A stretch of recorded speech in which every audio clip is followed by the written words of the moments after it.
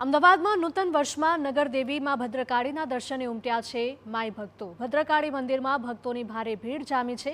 મુખ્ય પ્રધાન ભૂપેન્દ્ર પટેલ કરશે માં ભદ્રકાળી માતાના દર્શન। દર વર્ષે ભદ્રકાળીના મંદિરે આ જ પ્રકારે લોકોની ભીડ જોવા મળતી હોય છે અને માના દર્શન માટે લોકો આવતા હોય છે। સંવાદદાતા સચિન પાટીલ લાઈવ જોડાયા છે બધું અપડેટ સાથે। સચિન, ભદ્રકાળી મંદિરે દર વર્ષે નવા વર્ષના દિવસે આ જ પ્રકારની ભીડ જોવા મળતી હોય છે અને થોડી વારમાં સીએમ પણ ત્યાં પહોંચવાના છે।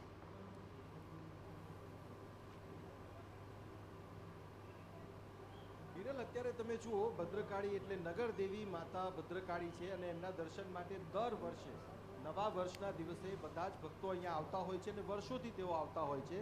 તો આપણે એમની સાથે પણ વાત કરીશું। કેટલા વર્ષથી તમે અહીંયા દર્શન માટે આવો છો, શું આસ્થા છે તમારી? હા, આજે નવું વર્ષ છે તો આપણે માતાજીના દર્શન કરીને આશીર્વાદ લઈને આપણું આખું વર્ષ સારી રીતે જાય એવી પ્રાર્થના કરીએ। ઓ બા, તમે કેટલા વર્ષથી આવો છો અહીંયા દર્શન કરવા અને શું આસ્થા?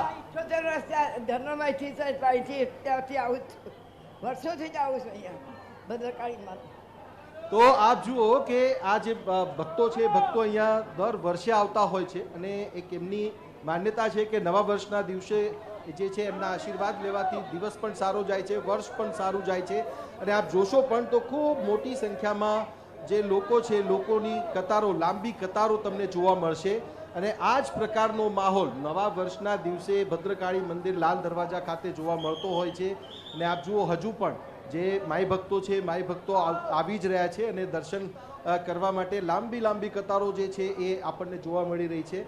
અને આ જ મહિમા છે જે ભારતીય પરંપરા છે, જે વૈદિક પરંપરા છે, જે પારંપરિક જે આપણું જે પરંપરા છે એને જોતા આ જે નવું વર્ષ છે, નવું વર્ષ જે કહી શકાય આપણે વિક્રમ સંવત 2082-2025 ભલે છે, પરંતુ આ જે નવું વર્ષ છે એ નવું વર્ષ લોકોનું સુખાકારી સાથે જાઓ, તંદુરસ્તી સાથે જાઓ, એ જ પ્રકારની જે અપેક્ષા છે એ અપેક્ષા લોકો રાખીને માતા ભદ્રકાળીના દર્શન કરીને એમના આશીર્વાદ મેળવતા હોય છે। હિરલ, બિલકુલ સચિન, માહિતી બદલ આપનો આભાર।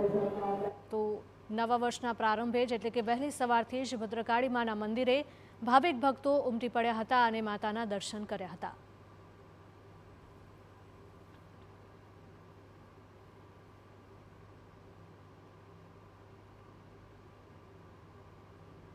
તો જોઈ શકાય છે કે ભદ્રકાળી માને પણ અદ્ભુત શણગાર કરવામાં આવ્યો છે અને ભક્તોનું અહીંયા જાણે કે ઘોડાપુર ઉમટ્યું હોય તેવા દ્રશ્યો।